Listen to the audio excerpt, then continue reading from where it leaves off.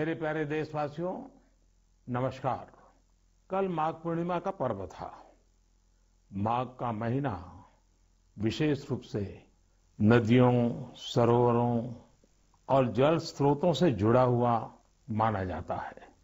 हमारे शास्त्रों में कहा गया है, माघे निमग्ना सलिले सुशीते विमुक्त पापा त्रिदिवम प्रयांति। अर्थात माघ महीने में किसी भी पवित्र जलाशय में स्नान को पवित्र माना जाता है। दुनिया के हर समाज में नदी के साथ जुड़ी हुई कोई न कोई परंपरा होती ही है। नदी तट पर अनेक सभ्यताएं भी विकसित हुई हैं। हमारी संस्कृति क्योंकि हजारों वर्ष पुरानी है, इसलिए इसका विस्तार हमारे यहाँ और ज्यादा मिलता है।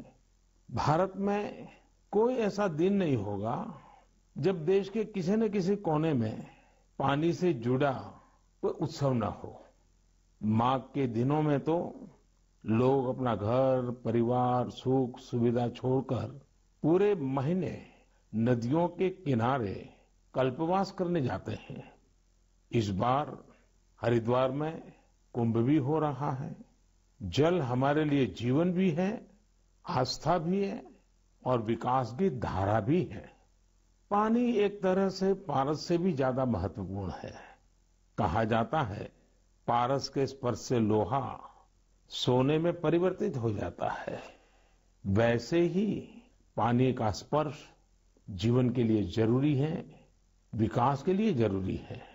साथियों, माघ महीने को जल से जोड़ने का संभवतः एक और भी कारण है।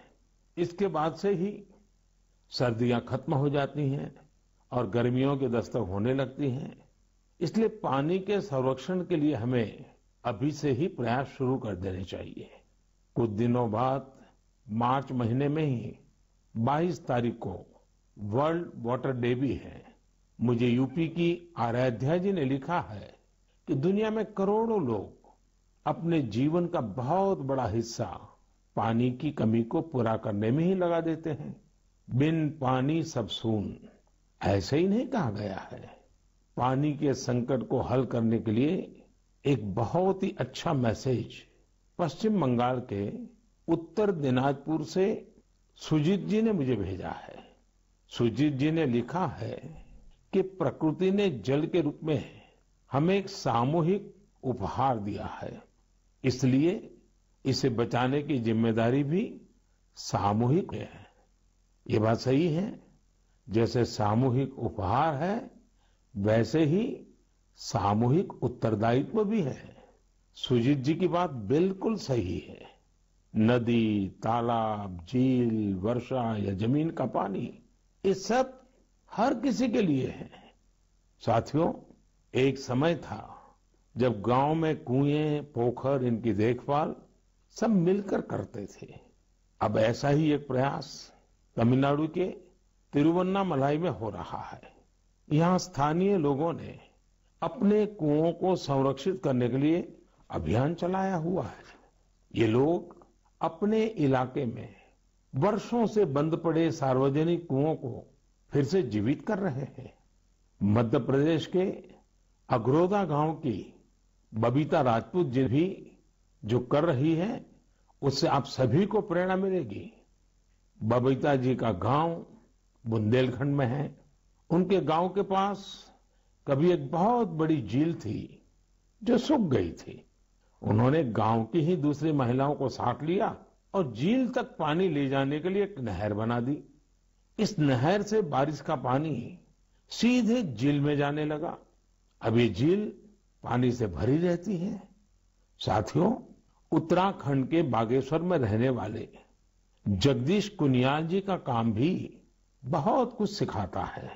जगदीश जी का गांव और आसपास का क्षेत्र पानी की जरूरतों के लिए एक प्राकृतिक स्रोत पर निर्भर था, लेकिन कई साल पहले ये स्रोत सूख गया। इससे पूरे इलाके में पानी का संकट गहराता चला गया। जगदीश जी ने इस संकट का हल वृक्षारोपण से करने की ठानी। उन्हें पूरे इलाके में गांव के लोगों के साथ मिलकर हजारों पेड़ लगाए और आज उनके इलाके का सूख चुका वो जल स्रोत फिर से भर गया है। साथियों, पानी को लेकर हमें इसी तरह अपनी सामूहिक जिम्मेदारियों को समझना होगा। भारत के ज्यादातर हिस्सों में मई जून में बारिश शुरू होती है। क्या हम अभी से अपने आसपास के जल स्रोतों की सफाई के लिए, वर्षा जल के संचयन के लिए 100 दिन का कोई अभियान शुरू कर सकते हैं? इसी सोच के साथ अब से कुछ दिन बाद जल शक्ति मंत्रालय द्वारा भी जल शक्ति अभियान कैच द रेन भी शुरू किया जा रहा है। इस अभियान का मूल मंत्र है catch the rain where it falls when it falls. हम अभी से जुटेंगे, हम पहले से जो रेन वाटर हार्वेस्टिंग सिस्टम है उन्हें दुरुस्त करवा लेंगे, गांवों में, तालाबों में, पोखरों की सफाई करवा लेंगे, जल स्रोतों तक जा रहे पानी के रास्ते की रुकावटें दूर कर लेंगे, तो ज्यादा से ज्यादा वर्षा जल का संचयन कर पाएंगे। मेरे प्यारे देशवासियों, जब भी माघ महीने और इसके आध्यात्मिक सामाजिक महत्व की चर्चा होती है तो ये चर्चा एक नाम के बिना पूरी नहीं होती। ये नाम है संत रविदास जी का। माघ पूर्णिमा के दिन ही संत रविदास जी की जयंती होती है। आज भी संत रविदास जी के शब्द, उनका ज्ञान हमारा पथ प्रदर्शन करता है। उन्होंने कहा था, एक ही माटी के सब भांडे, सबका एको सृजनहार। रविदास व्यापी एक ही घट भीतर, सबको एक ही घड़े कुम्हार।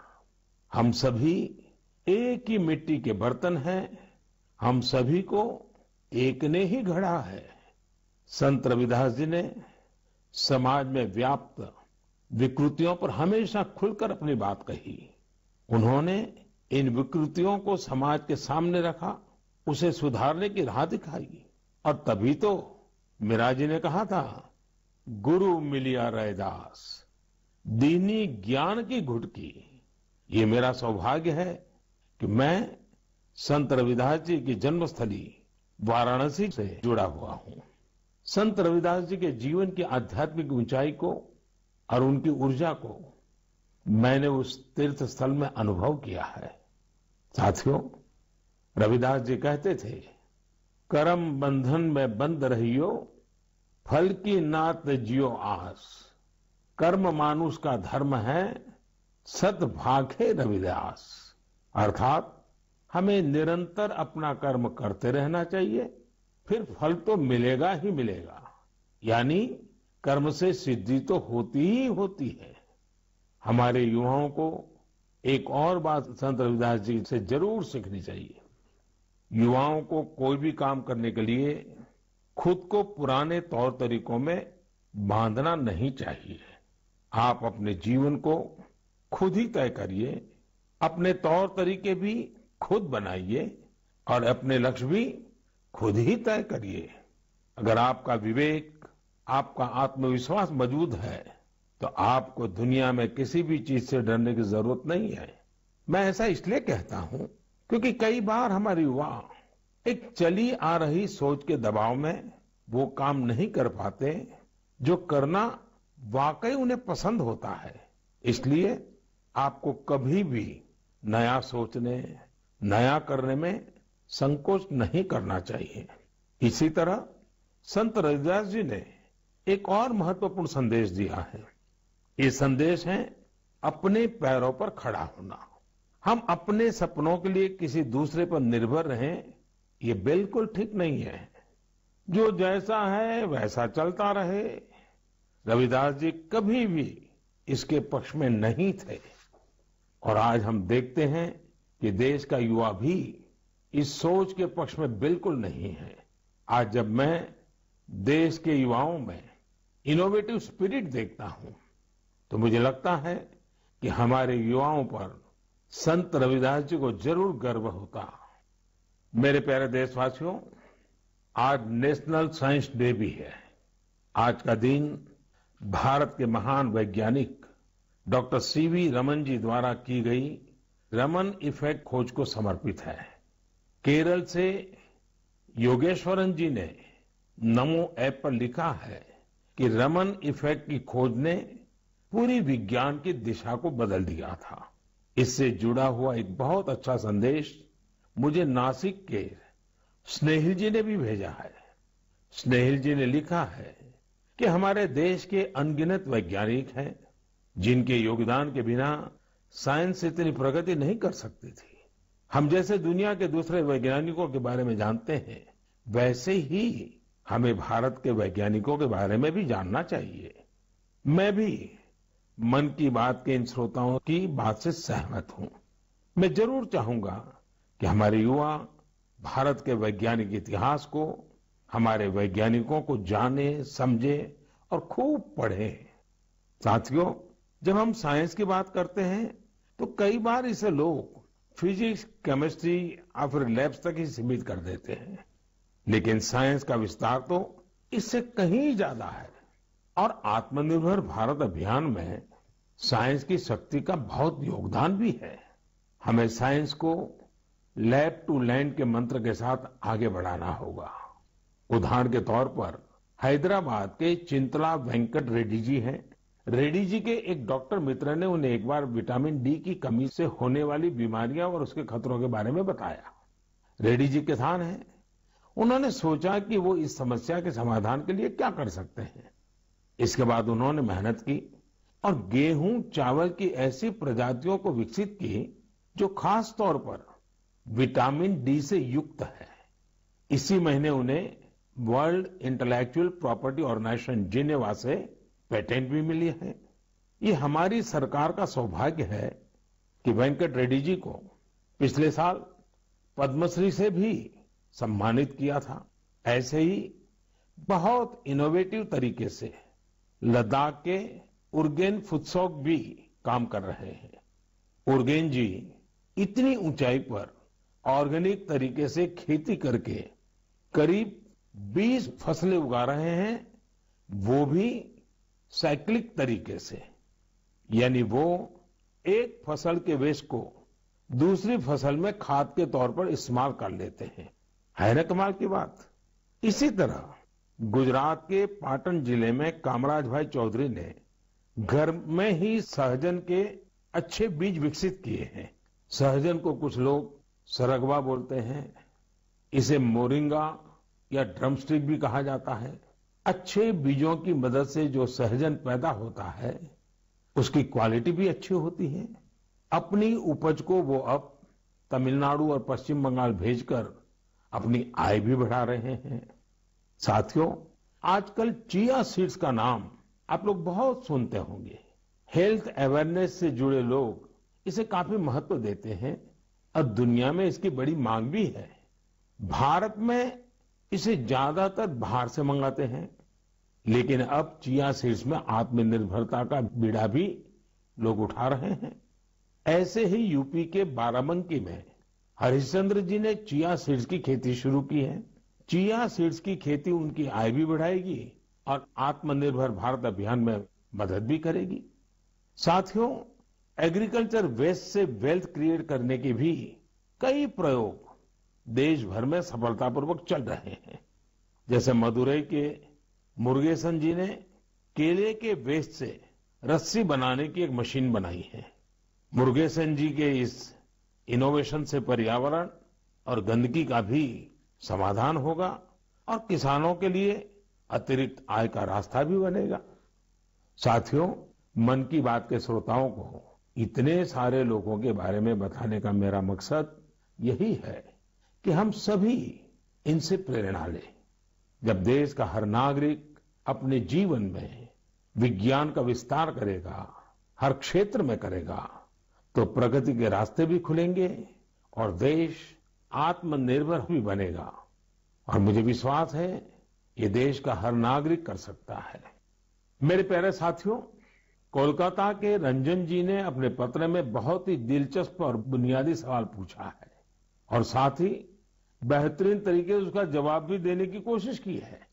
वे लिखते हैं कि जब हम आत्मनिर्भर होने की बात करते हैं तो इसका हमारे लिए क्या अर्थ होता है। इसी सवाल के जवाब में उन्होंने खुद ही आगे लिखा है कि आत्मनिर्भर भारत अभियान केवल एक गवर्नमेंट पॉलिसी नहीं है, बल्कि एक नेशनल स्पिरिट है। वो मानते हैं कि आत्मनिर्भर होने का अर्थ है कि अपनी किस्मत का फैसला खुद करना, यानी स्वयं अपने भाग्य का नियंता होना। रंजन बाबू की बात 100% सही है। उनकी बात को आगे बढ़ाते हुए मैं ये भी कहूंगा कि आत्मनिर्भरता की पहली शर्त होती है अपने देश की चीजों पर गर्व होना, अपने देश के लोगों द्वारा बनाई वस्तुओं पर गर्व होना। जब प्रत्येक देशवासी गर्व करता है, प्रत्येक देशवासी जुड़ता है, तो आत्मनिर्भर भारत सिर्फ एक आर्थिक अभियान न रहकर एक नेशनल स्पिरिट बन जाता है। जब आसमान में हम अपने देश में बने फाइटर प्लेन तेजस को कलाबाजियां खाते देखते हैं, जब भारत में बने टैंक, भारत में बनी मिसाइलें हमारा गौरव बढ़ाते हैं, जब समृद्ध देशों में हम मेट्रो ट्रेन के मेड इन इंडिया कोचेज देखते हैं, जब दर्जनों देशों तक made in India corona vaccine को पहुंचते ही देखते हैं, तो हमारा माथा और ऊंचा हो जाता है। और ऐसा ही नहीं है कि बड़ी बड़ी चीजें ही भारत को आत्मनिर्भर बनाएगी। भारत में बने कपड़े, भारत के टैलेंटेड कारीगरों द्वारा बनाया गया हैंडीक्राफ्ट का सामान, भारत के इलेक्ट्रॉनिक उपकरण, भारत के मोबाइल, हर क्षेत्र में हमें इस गौरव को बढ़ाना होगा। जब हम इसी सोच के साथ आगे बढ़ेंगे, तभी सही मायने में आत्मनिर्भर बन पाएंगे। और साथियों, मुझे खुशी है कि आत्मनिर्भर भारत का ये मंत्र देश के गांव-गांव में पहुंच रहा है। बिहार के बेतिया में यही हुआ है, जिसके बारे में मुझे मीडिया में पढ़ने को मिला। बेतिया के रहने वाले प्रमोद जी दिल्ली में एक टेक्नीशियन के रूप में एलईडी बल्ब बनाने वाली फैक्ट्री में काम करते थे। उन्होंने इस फैक्ट्री में कार्य करने के दौरान पूरी प्रक्रिया को बहुत बारीकी से समझा, लेकिन कोरोना के दौरान प्रमोद जी को अपने घर वापस लौटना पड़ा। आप जानते हैं, लौटने के बाद प्रमोद जी ने क्या किया? उन्होंने खुद एलईडी बल्ब बनाने की एक छोटी सी यूनिट ही शुरू कर दी। उन्होंने अपने क्षेत्र के कुछ युवाओं को साथ लिया और कुछ ही महीनों में फैक्ट्री वर्कर से लेकर फैक्ट्री ओनर बनने तक का सफर पूरा कर दिया, वह भी अपने ही घर में रहते हुए। एक और उदाहरण है यूपी के गढ़मुक्तेश्वर का। गढ़मुक्तेश्वर से श्रीमान संतोष जी ने लिखा है कि कैसे कोरोना काल में उन्होंने आपदा को अवसर में बदला। संतोष जी के पुरखे शानदार कारीगर थे, चटाई बनाने का काम करते थे। कोरोना के समय जब बाकी काम रुके, तो इन लोगों ने बड़ी ऊर्जा और उत्साह के साथ चटाई बनाना शुरू किया। जल्द ही उन्हें न केवल उत्तर प्रदेश बल्कि दूसरे राज्यों से भी चटाई के ऑर्डर मिलने शुरू हो गए। संतोष जी ने यह भी बताया है, इससे इस क्षेत्र की सैकड़ों साल पुरानी खूबसूरत कला को भी एक नई ताकत मिली है। साथियों, देश भर में ऐसे कई उदाहरण हैं जहां लोग आत्मनिर्भर भारत अभियान में इसी तरह अपना योगदान दे रहे हैं। आज यह एक भाव बन चुका है जो आम जनों के दिलों में प्रवाहित हो रहा है। मेरे प्यारे देशवासियों, मैंने नमो ऐप पर गुड़गांव निवासी मयूर की एक इंटरेस्टिंग पोस्ट देखी। वे पैशनेट बर्ड वॉचर और नेचर लवर है। मयूर जी ने लिखा है कि मैं तो हरियाणा में रहता हूं, लेकिन मैं चाहता हूं कि आप असम के लोगों और विशेष रूप से काजीरंगा के लोगों की चर्चा करें। मुझे लगा कि मयूर जी राइनोज के बारे में बात करेंगे, जिन्हें वहां का गौरव कहा जाता है। लेकिन मयूर जी ने काजीरंगा में वाटरफॉल्स की संख्या में हुई बढ़ोतरी को लेकर असम के लोगों की सराहना के लिए कहा है। मैं ढूंढ रहा था कि हम वाटरफॉल्स को साधारण शब्दों में क्या कह सकते हैं, तो एक शब्द मिला, जल पक्षी। ऐसे पक्षी जिनका बसेरा पेड़ों पर नहीं पानी पर होता है, जैसे बतख वगैरह। Kaziranga national park and tiger reserve authority कुछ समय से एनुअल वाटरफाउल सेंसस करती आ रही है। इस सेंसस से जल पक्षियों की संख्या का पता चलता है और उनके पसंदीदा हैबिटेट की जानकारी मिलती है। अभी 2-3 सप्ताह पहले ही सर्वे फिर हुआ है। आपको भी ये जानकर खुशी होगी कि इस बार जल पक्षियों की संख्या पिछले वर्ष की तुलना में करीब 175% ज्यादा आई है। इस सेंसस के दौरान काजीरंगा नेशनल पार्क में बर्ड्स की कुल 112 स्पीशीज को देखा गया है। इनमें से 58 स्पीशीज यूरोप, सेंट्रल एशिया और ईस्ट एशिया सहित दुनिया के विभिन्न हिस्सों से आए विंटर माइग्रेंट्स है। इसका सबसे महत्वपूर्ण कारण यह है कि यहां बेहतर वाटर कंजर्वेशन होने के साथ ह्यूमन इंटरफियरेंस बहुत कम है। वैसे कुछ मामलों में पॉजिटिव ह्यूमन इंटरफियरेंस भी बहुत महत्वपूर्ण होता है। असम के श्री जादव पायेंग को ही देख लीजिए। आप में से कुछ लोग उनके बारे में जरूर जानते होंगे। अपने कार्यों के लिए उन्हें पद्म सम्मान मिला है। श्री जादव पायेंग वो शख्स हैं जिन्होंने असम में मजुली आइलैंड में करीब 300 हेक्टेयर प्लांटेशन में अपना सक्रिय योगदान दिया है। वे वन संरक्षण के लिए काम करते रहे हैं और लोगों को प्लांटेशन एवं बायोडायवर्सिटी के कंजर्वेशन को लेकर प्रेरित करने में भी जुटे हुए हैं। साथियों, असम में हमारे मंदिर भी प्रकृति के संरक्षण में अपनी अलग ही भूमिका निभा रहे हैं। यदि आप हमारे मंदिरों को देखेंगे तो पाएंगे कि हर मंदिर के पास तालाब होता है। हजो स्थित हयाग्रीव मधेब मंदिर, सोनितपुर के नागशंकर मंदिर और गुवाहाटी में स्थित उग्रतारा टेम्पल के पास इस प्रकार के कई तालाब हैं। इनका उपयोग विलुप्त होते कछुओं की प्रजातियों को बचाने के लिए किया जा रहा है। असम में कछुओं की सबसे अधिक प्रजातियां पाई जाती हैं। मंदिरों के ये तालाब कछुओं के संरक्षण, प्रजनन और उनके बारे में प्रशिक्षण के लिए एक बेहतरीन स्थल बन सकते हैं। मेरे प्यारे देशवासियों, कुछ लोग समझते हैं कि इनोवेशन करने के लिए आपका साइंटिस्ट होना जरूरी है। कुछ सोचते हैं कि दूसरों को कुछ सिखाने के लिए आपका टीचर होना जरूरी है। इस सोच को चुनौती देने वाले व्यक्ति हमेशा सराहनीय होते हैं। अब जैसे क्या कोई किसी को सोल्जर बनने के लिए प्रशिक्षित करता है तो क्या उसको सैनिक होना जरूरी है? आप सोच रहे होंगे कि हाँ, जरूरी है। लेकिन यहां थोड़ा सा ट्विस्ट है।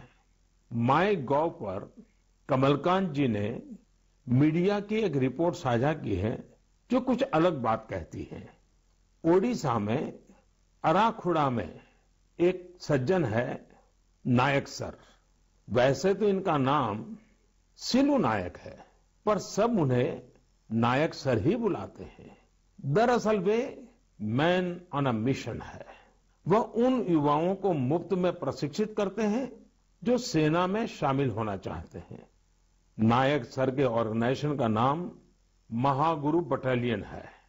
इसमें फिजिकल फिटनेस से लेकर इंटरव्यूज तक और राइटिंग से लेकर ट्रेनिंग तक इन सभी पहलुओं के बारे में बताया जाता है।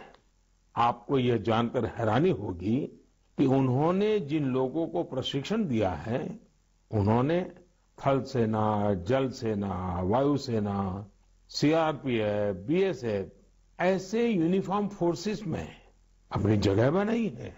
वैसे आप ये जानकर भी आश्चर्य से भर जाएंगे कि सिलू नायक जी ने खुद उड़ीसा पुलिस में भर्ती होने के लिए प्रयास किया था, लेकिन वो सफल नहीं हो पाए।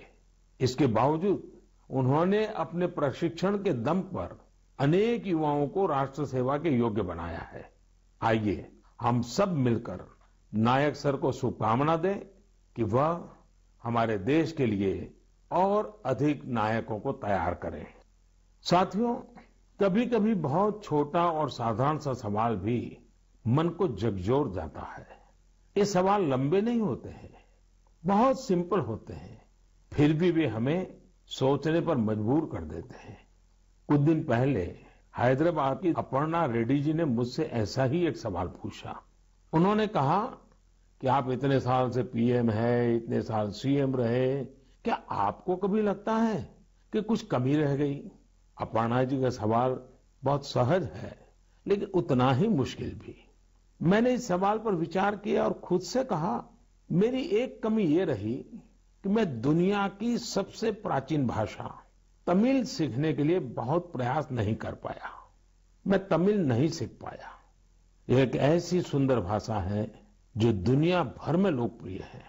बहुत से लोगों ने मुझे तमिल लिटरेचर की क्वालिटी और इसमें लिखी गई कविताओं की गहराई के बारे में बहुत कुछ बताया है। भारत ऐसी अनेक भाषाओं की स्थली है जो हमारी संस्कृति और गौरव का प्रतीक है। भाषा के बारे में बात करते हुए मैं एक छोटी सी इंटरेस्टिंग क्लिप आप सबके साथ साझा करना चाहता हूँ। भवतां सर्वेषां हार्दं हार्दं स्वागतम् अस्ति। एकता मूर्त्याः दक्षिणतः सातपुला पर्वतमाला अस्ति। एकता मूर्त्याः वामतः विंध्याचल पर्वतमाला अस्ति। एकता मूर्त्याः नर्मदा नदीस्य उपरि भागे वर्तते। अहम् एकता मूर्त्याः कार्यकर्ता अस्ति। सरदार वल्लभभाई पटेलः लोह पुरुषः इति उच्यते। दरअसल अभी जो आप सुन रहे थे वो स्टैच्यू ऑफ यूनिटी पर एक गाइड संस्कृत में लोगों को सरदार पटेल की दुनिया की सबसे ऊंची प्रतिमा के बारे में बता रही है। आपको जानकर खुशी होगी कि केवड़िया में 15 से ज्यादा गाइड धारा प्रवाह संस्कृत में लोगों को गाइड करते हैं। अब मैं आपको एक और आवाज सुनवाता हूँ। कर्णिकं प्रच्छेदकाय काला ब्रह्मचारी कर्णिकं प्रक्षिप्तवान् तदा शास्त्रा संस्कृत महाविद्यालय से दलनायकः अखिलेश पांडेयः तीव्रगत्या कर्मफलतेन कर्मं पालितं तदा आकाशमार्गेण उड्डयन् कर्मं सीमारेखातः बहिर्गतं ततः खड्गधावनं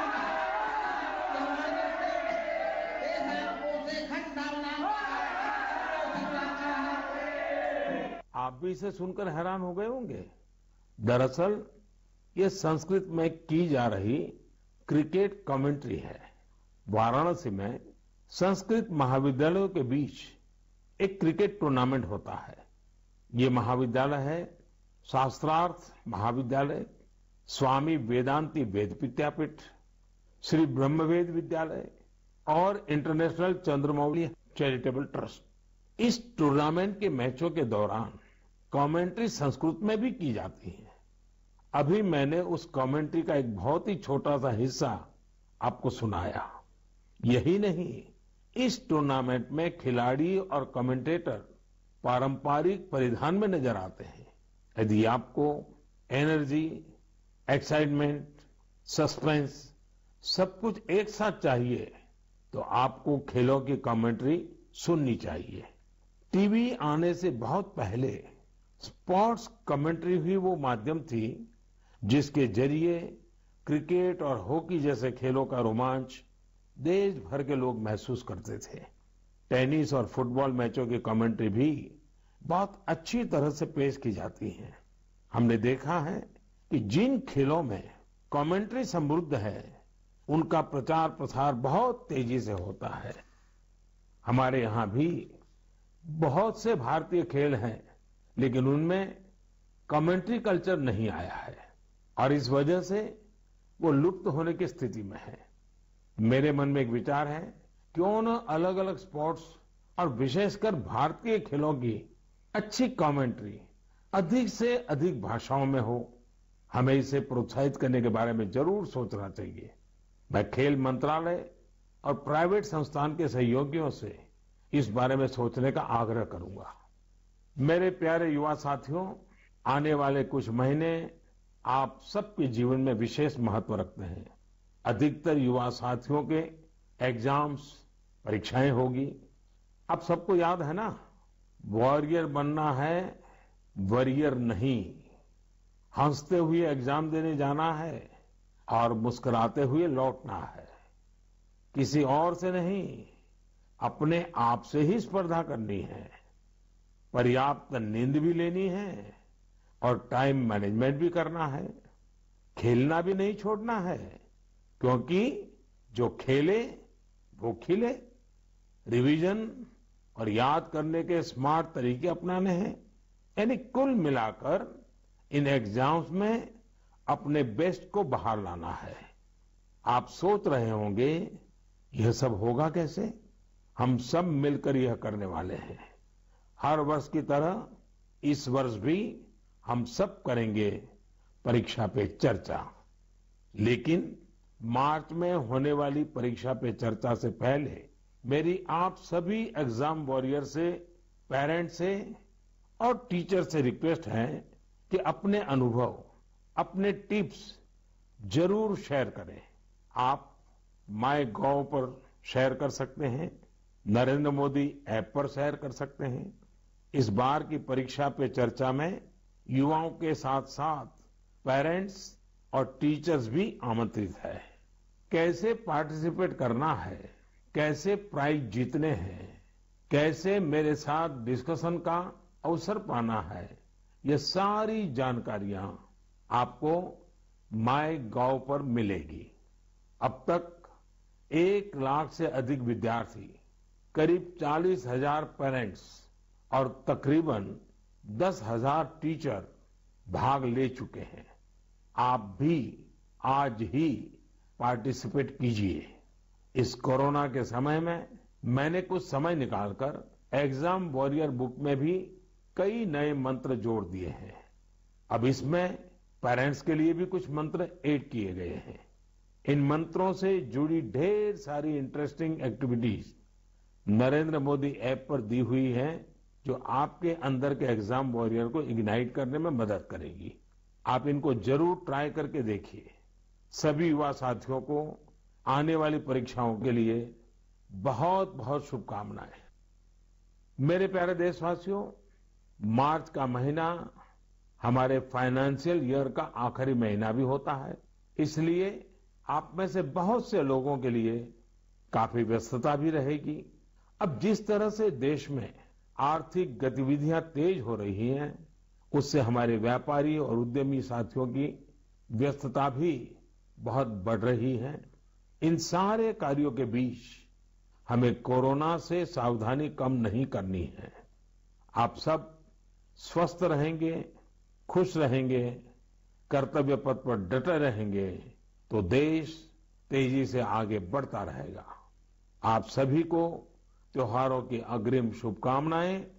साथ साथ कोरोना के संबंध में जो भी हरियाणा की हर अपडेट के लिए बेल आइकन दबाएं और सब्सक्राइब करें STV हरियाणा न्यूज।